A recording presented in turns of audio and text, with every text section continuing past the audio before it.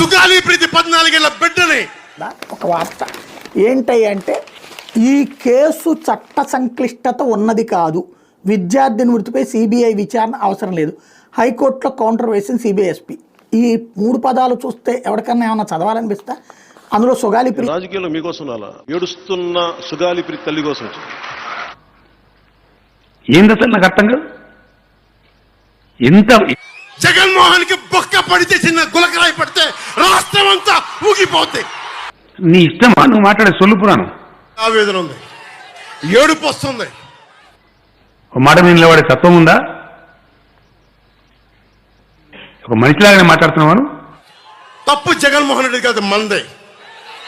మనకు పౌరుషం చచ్చిపోయింది. ఇంత dirtiest political leader in the country I'm telling you without any doubt.